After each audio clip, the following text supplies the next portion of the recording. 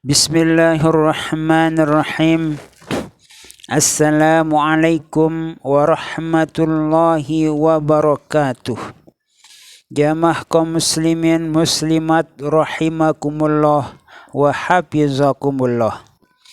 Abu Laits As-Samarqandi meriwayatkan dengan sanadnya dari Abu Hurairah radhiyallahu anhu berkata, Nabi sallallahu alaihi wasallam bersabda, min haqqil waladi 'alal walidi thalathatu asya' ay yuhassina ismahu idza walada wa yu'allimahul kitaba idza aqala wa yuzawwijahu idza adraka. Hak anak yang harus dilaksanakan oleh orang tua itu ada 3. Yang pertama yaitu memilihkan nama yang baik ketika dia lahir. Yang kedua, mengajarinya kitab Allah dalam arti kata mendidiknya tentang ilmu-ilmu Allah, ilmu agama Allah, ilmu-ilmu agama terutama. Karena hukum mempelajari ilmu agama adalah fardu ain, sedangkan ilmu umum hukumnya fardu kifayah. Dan yang ketiga harus dikawinkan jika telah dewasa, yakni jangan sampai tergoda sehingga berbuat yang tidak semestinya dilakukan oleh seseorang, artinya melanggar ketentuan Al-Quran maupun Al-Hadis. Itulah sebabnya kita disuruh oleh agama kita, Al-Quran maupun Al-Hadis, untuk mengawinkan anak kita jika telah dewasa, untuk menjaga dari perbuatan-perbuatan yang dilarang oleh Al-Quran maupun Al-Hadis Rasulullah sallallahu alaihi wasallam. Seorang datang kepada Umar radhiyallahu anhu berkata, putraku ini durhaka kepadaku. Maka Umar radhiyallahu anhu berkata kepada putranya itu, apakah kamu tidak takut kepada Allah Subhanahu wa ta'ala? Kamu telah berbuat durhaka terhadap ayahmu. Kamu tahu kewajiban anak untuk kedua orang tuamu, begini dan begitu. Lalu anak itu bertanya, ya Amirul Mukminin, apakah anak itu tidak berhak mendapat terhadap ayah? Apakah anak itu tidak punya hak terhadap ayahnya? Jawab Umar radhiyallahu anhu, ada hak, yaitu harus memilihkan ibu yang bangsawan, jangan sampai tercela karena ibunya. 2, harus memberi nama yang baik. Dan yang ketiga, harus mengajarinya kitab Allah, yaitu ilmu-ilmu Allah yang telah diturunkan oleh Allah di atas muka bumi ini. Maka anak itu berkata, demi Allah, dia tidak memilihkan untukku ibuku. Dia membeli budak wanita dengan harga 400 dirham, dan itu ibuku. Dia tidak memberi nama baik untukku. Saya dinamai kelelawar jantan. Saya tidak diajari kitab Allah walau 1 ayat. Maka Umar radhiyallahu anhu menoleh kepada ayahnya dan berkata, engkau telah durhaka kepada anakmu sebelum ia durhaka kepadamu. Pergilah engkau dari sini. Abu Laits As-Samarqandi berkata, saya telah mendengar ayahku bercerita dari Abu Hafs Al-Yaskandi, seorang ulama di Samarkand, ketika didatangi oleh seorang yang mengeluh karena dipukul oleh anaknya hingga sakit. Abu Hafs berkata, Subhanallah, apakah anak ini memukul ayahnya? Jawab orang itu, benar, saya dipukul hingga sakit. Lalu ditanya, apakah kamu telah mendidik anakmu dengan ilmu dan adab yang sopan santun? Jawabnya, tidak. Apakah sudah kamu ajari Al-Quran? Jawabnya, tidak. Lalu apakah pekerjaan anakmu itu? Tani.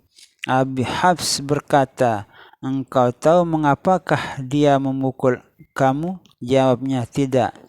Abu Hafs berkata, mungkin ketika ia sedang di atas himar menuju ke sawah ladangnya, bernyanyi dan bersiul, sedang di kanan kirinya kerbau dan lembu, dan di belakangnya anjing. Tiba-tiba engkau menegur padanya, karena ia mengira engkau itu lembu sedang mengganggu, maka ia memukul engkau. Sungguh untung, dan ucapkan alhamdulillah karena ia tidak memukul kepalamu. Sabit Al-Bunani berkata, ada seorang memukul ayahnya di suatu tempat, dan ketika anak itu ditegur orang-orang, mengapakah demikian? Jawabnya, biarlah ia karena saya dahulu telah memukul ayahku di tempat ini, maka kini aku dibalas anakku memukul aku di tempat ini. Semoga ini menjadi tebusan itu, dan ia tidak dapat disalahkan.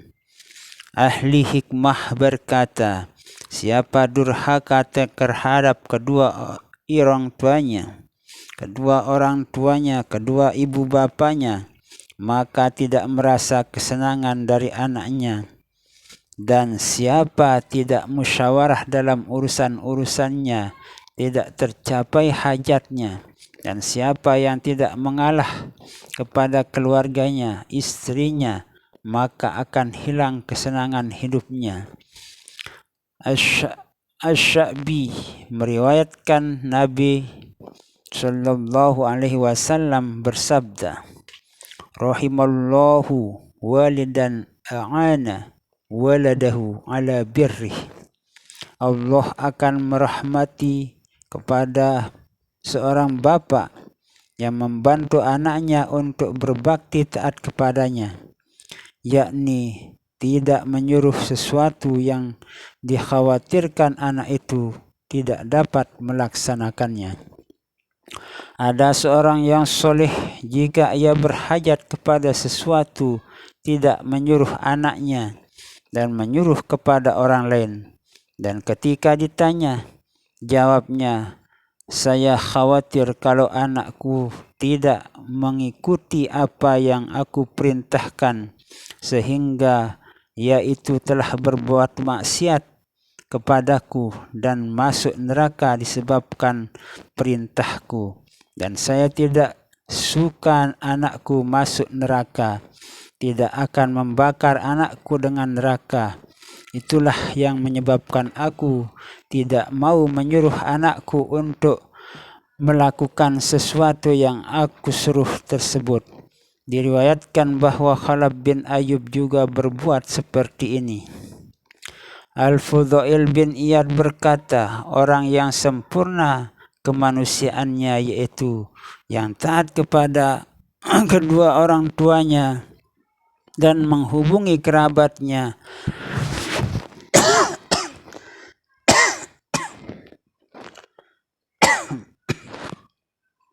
dan menyedekahkan kelebihan hartanya, dan memelihara lidahnya, dan tetap tinggal di rumahnya, yakni tekun dalam ibadat kepada Tuhannya, dan amal pekerjaannya tidak berkumpul dengan orang-orang yang suka membicarakan hal orang lain.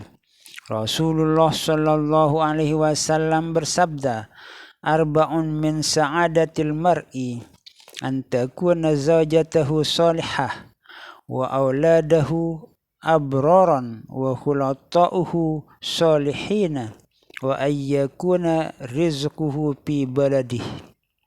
4 macam sebagai syarat kebahagiaan seseorang, yaitu jika istrinya solehah dan anak-anaknya itu taat kepadanya, dan kawan-kawannya orang-orang yang soleh dan penghasilan rizkinya di dalam negerinya.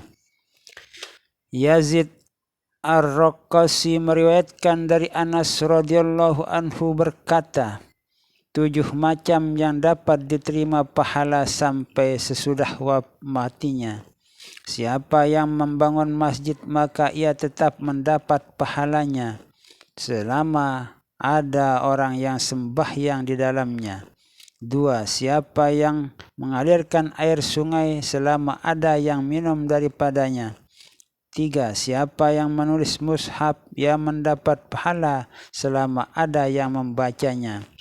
Orang yang menggali sumur selama masih ada orang yang menggunakannya.